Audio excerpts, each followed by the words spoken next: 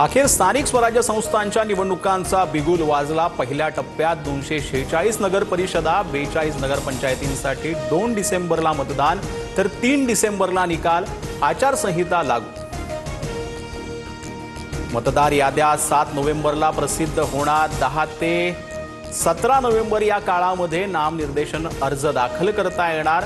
18 नोव्हेंबरला अर्जांची छाननी, तर माघारीसाठी 21 नोव्हेंबरची मुदत। संभाव्य दुबार मतदारांबाबत आयोगाकडून विशेष चिन्ह वापरत दक्षता। नावांपुढे डबल स्टार असलेल्या मतदारांना एकाच ठिकाणी मतदान करता येणार। मात्र निवडणूक आयोगाकडे बोगस मतदारांची आकडेवारीच नाही। आयोगाची पत्रकार परिषद पाहून तळपायाची आग मस्तकात गेली। आयोगाला सत्ताधाऱ्यांचा हातचं भावलं म्हणत राज ठाकरे संतापले। मतदार यादी घोळाबाबत उत्तर देता येत नसतील तर आयोगाचा उपयोग काय? राज ठाकरेंचा सवाल। लोकसभेचीच यादी सर्व निवडणुकांना लागणार। विरोधकांचा खोटारडेपणा सुरू। निवडणूक आयोगाचं नाव घेऊन सत्ताधाऱ्यांवर जाणीवपूर्वक निशाणा। मंत्री चंद्रशेखर बावनकुळेंचा हल्लाबोल। मनसे मवियाच्या शिष्टमंडळाची केंद्रीय निवडणूक आयोगासोबत चर्चा। निवडणूक आयोगाला 4 पानांचं पत्र, मात्र आयोगाला मतदार याद्यांवर कारवाई करायची नसल्याचं दिसलं। शिष्टमंडळाचा आरोप। नगरपालिका नगरपंचायत निवडणुकांनंतर महापालिकेच्या हालचाली। 29 महापालिका निवडणुकांसाठी मतदार यादीचा सुधारित कार्यक्रम जाहीर। 22 नोव्हेंबरपर्यंत प्रारूप मतदार याद्यांवर हरकती घेता येणार। राज्यातील प्रकल्प वेळेत पूर्ण झाले पाहिजेत। मुख्यमंत्री फडणवीस अधिकारी आणि कंत्राटदारांवर संतापले। 2.5 वर्षात प्रकल्प पूर्ण करा, फडणवीसांची तंबी।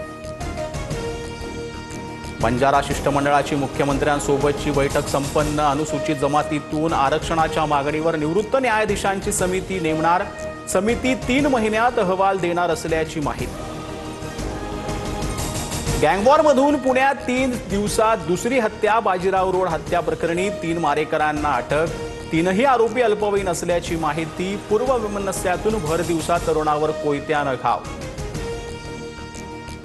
पुणे जिल्ह्यातील बिबट्यांना जेरबंद करून थेट वनतारात पाठवणार। पुण्याचे जिल्हाधिकारी जितेंद्र डुड्डी यांची माहिती। बिबट्याचा हल्ला झालेल्या पिंपरखेडमध्ये जिल्हाधिकाऱ्यांकडून पाहणी।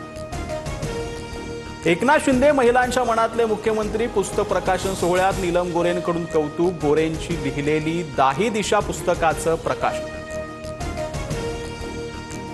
उपमुख्यमंत्री शिंदे 7 डिसेंबरला बिहार दौऱ्यावर जाणार। सूत्रांची माहिती। फडणवीसांनंतर आता शिंदेही बिहारमध्ये प्रचारात दिसणार। महायुतीच्या प्रमुख नेत्यांना प्रचाराची जबाबदारी। महाराष्ट्र केसरी सिकंदर शेखला जामीन मंजूर। शस्त्रविक्री प्रकरणामध्ये पंजाब पोलिसांनी अटक केली होती। पापला गुज्जर टोळीशी संबंध असल्याचा ठपका होता। छत्तीसगडमधील बिलासपूर स्टेशनजवळ भीषण रेल्वे अपघात। दुर्घटनेत 6 जणांचा मृत्यू तर 12 जण जखमी। पॅसेंजरचा डब्बा मालगाडीला धडकल्यानं अपघात झाल्याची माहिती। भारतीय चाहत्यांकडे विमान पाडण्याची ॲक्शन करणं भोवलं। पाकिस्तानच्या हारिस रौफवरती 2 सामन्यांसाठी बंदी, तर पाकिस्तानशी हँडशेक करण्यास नकार। सूर्यकुमारलाही ठोठावला दंड।